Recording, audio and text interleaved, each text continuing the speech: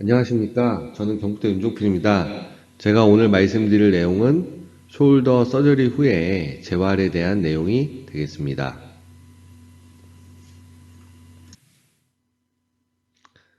만약에 우리가 푸틴이나 시진핑 중에서 누구를 더 좋아하냐고 물어보면 굉장히 대답하기 어려운 질문일 것 같습니다.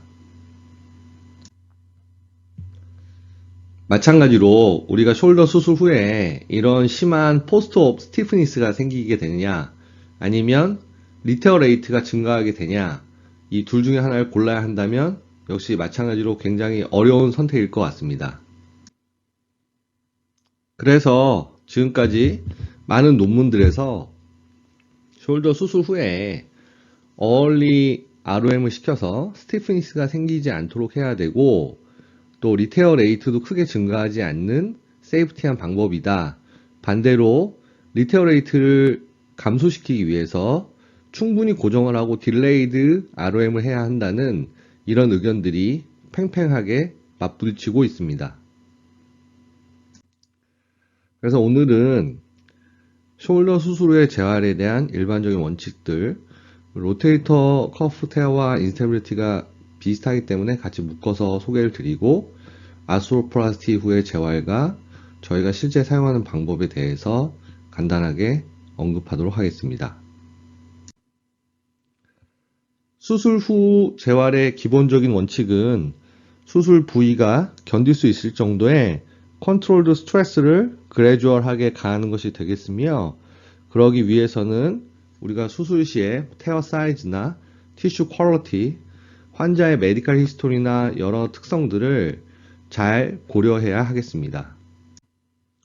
먼저 재활에 필요한 바이올로직 백그라운드 지식들을 리뷰해 보면, 동물 실험에서 로테이트 커프 리페어 6주에서 12주 정도가 되어야 샤피 파이버가 이제 천천히 보이기 시작하고, 리페어된 부위의 스트렝스도 6주에서야 정상의 19에서 30%, 12주 정도가 되어야 29에서 50% 정도로 우리 기대와는 다르게 리페어 사이트의 힐링은 굉장히 천천히 일어난다는 것을 알 수 있습니다.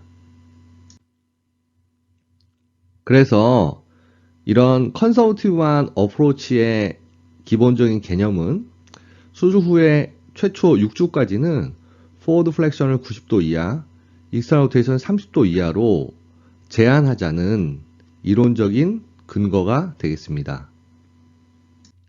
그래서 기본적인 원칙은 이런 배경하에 6주까지는 숄더 라인 임모빌리제이션 하거나 패시브 ROM을 슈퍼바이저 된 상태에서만 시행하는 것이 기본적인 원칙이 되겠습니다.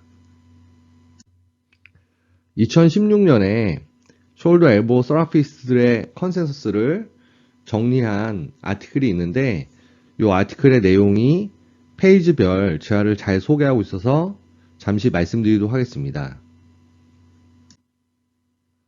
페이지 1은 0에서 6주까지의 맥시멀 컨트랙션 파워의 15% 이하를 쓰는 패시브 ROM들, 펜들럼 엑사이즈나 서러피스티가 어시스트하는 포워드 플렉션, CPM, 셀프 어시스티드, 슈파인, 포워드 플렉션 등을 시행하게 됩니다.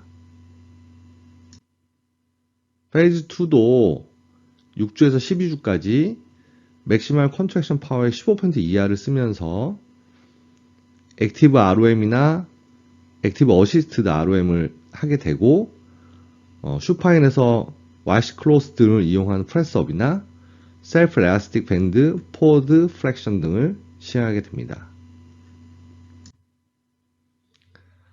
페이지 2, 3 사이에 할 수 있는 운동들, 8에서 16주 사이의 운동들은 맥시멀 컨트랙션 파워의 16에서 29% 정도를 사용하는데, 업라이트 월 슬라이딩 운동이나 사이드 라인, 덤벨 익스터널 로테이션 같은 운동들을 하는데, 이때 맥시멀 볼룬터리 컨트랙션 파워의 25% 이상이 들어가지 않도록 주의를 해야 합니다. 페이즈 3에서 4는 컨트랙션 파워의 30에서 49% 정도를 쓰는데, 하이, 미들, 로어, 스캐플라 로잉 운동이나 엘라스틱 레지스턴트 스로잉 운동들을 시행하게 됩니다. 페이즈 4는 컨트랙션 파워의 50% 이상을 풀로 쓰는 운동으로 보통 저희가 이제 스트레스닝 엑서사이즈라고 얘기하는데 프론 익스터널 로테이션을 90도 AB 혁신 된 상태에서 시행하거나 저희가 밀리터리 프레스라는 이런 운동은 시팅된 상태에서 하는 것들이 대표적인 페이지 4의 운동들이 되겠습니다. 그래서 우리가 수술 후에 포스트 옵 스티프니스와 리테어 레이트를 둘 다 줄이기 위한 합리적인 타협은 스테이지드 ROM 고를 정하는 건데 수술 후 2주 이내에는 패시브가 60에서 90 정도, 6주를 기준으로 패시브 포워드 플렉션 90에서 120, 익스터널 로테이션은 20에서 30도 정도, 그리고 최종적으로 한 12주 정도가 되었을 때 포워드 플렉션 끝까지 로테이션 그리고 액티브 포워드 플렉션을 최대로 하는 게 목표가 되겠습니다. 다음은 인공관절 후에 재활에 대한 내용이 되겠습니다. 저희가 전통적으로 아주 오래전부터 하던 아나토미컬 토탈 숄더 아스트로플라스티의 재활의 원칙은 서브스캡을 최대한 프로텍션 해주는 것이고요. 그러기 위해서는 6주까지는 패시브 ROM이나 풀리만 하고 6주에서 12주 사이에 어시스티드 액티브나 풀 액티브로 천천히 전환을 한 후에 3개월부터는 스트렝스닝 엑서사이즈와 페리스케플라 스트렝스닝을 같이 시행하는 것이 전통적인 아스트로플라스티 후의 재활의 원칙이 되겠습니다. 그러나 저희가 이제 리버스를 굉장히 많이 하게 되면서 좀 다른 딜레마에 부딪히는데 아나토미컬 토탈 숄더와 리버스는 사실 재활이 동일하기가 어려운 게 되게 이제 리버스 하는 환자들은 토탈 숄더를 했던 전통적인 환자군에 비해서 훨씬 더 좀 나이가 많고 그 다음에 슈도 파랄라이시스나 숄더 펑션이 굉장히 안 좋았던 히스토리가 굉장히 길고 따라서 악셀레이트 된 재활을 하기 어렵기 때문에 재활이 좀 늦어지기도 하고요.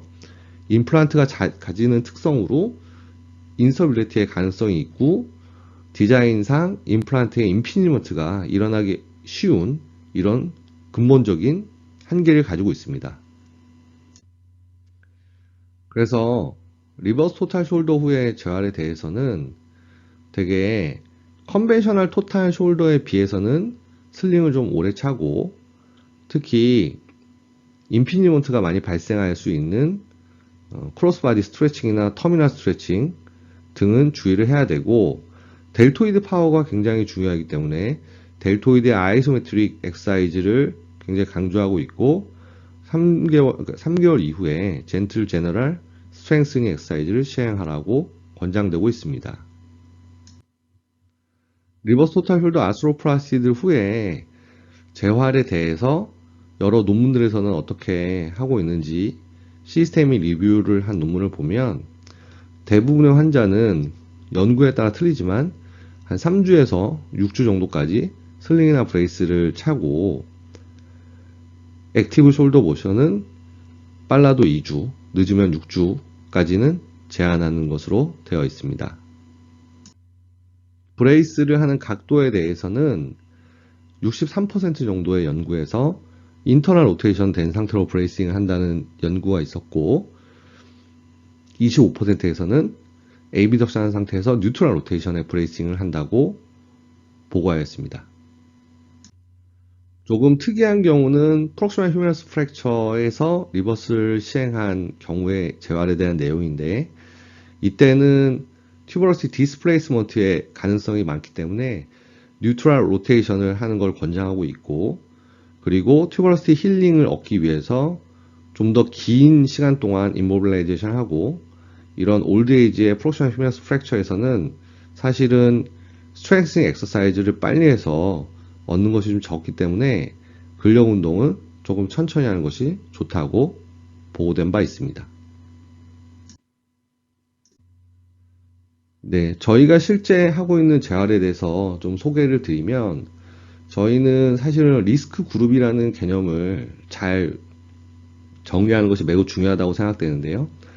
이전의 연구들을 보면 이 스티프니스가 모두에게 생기는 게 아니라 리스크 팩터들, 칼시픽 텐디나이티스나 프로지니 수술 전에 있거나 파스타 리전, 레이브러 리페어를 같이 시행했거나 싱글 텐더나 로테일 커프 같이 사이즈가 작은 환자들이 리스크 팩터를 가지고 있고, 이 환자들은 포스트옵의 스티프니스가 나타날 확률이 그렇지 않은 환자들에 비해서 거의 3배 이상 높게 나타났습니다.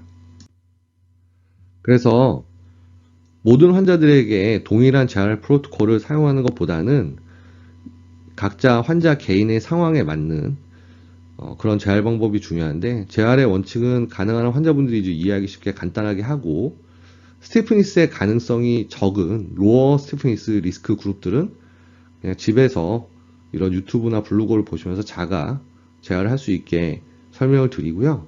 스티프니스가 발생하기가 굉장히 리스크가 높고 슈퍼바이저가 필요한 환자들은 거주지 인근에 있는 로컬 정형외과나 아니면 저희 병원이나 좀 더 시간적으로 많이 환자를 봐줄 수 있는 이런 의료기관이 아닌 스포츠 재활센터가 좋겠습니다.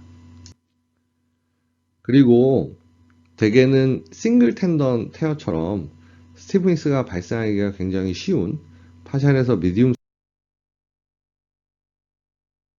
사이즈의 테어 환자들이 있는데, 이런 환자들은 수술 후에 7에서 14일 사이에 CPM이나 패시브 엑서사이즈를 바로 시작을 하고, 특히 패시브를 하기 전에 충분히 메디케이션 등의 페인 컨트롤하고 어깨를 따뜻하게 해서 스트레칭이 쉬운 상태에서 운동하시게 합니다.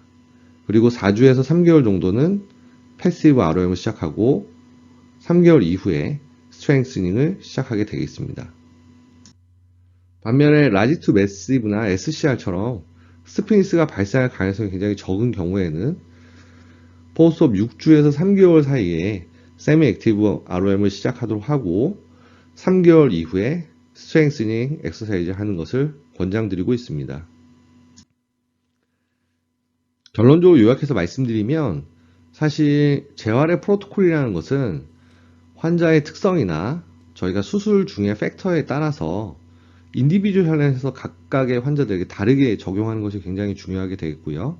이를 위해서는 리해빌레이션과 스티프니스 그리고 힐링에 대한 여러 관계들을 조금 더 프로스펙티브 랜더마이즈 컨트롤 스타디를 통해서 정확하게 분석하고 이해하는 것이 중요하겠습니다.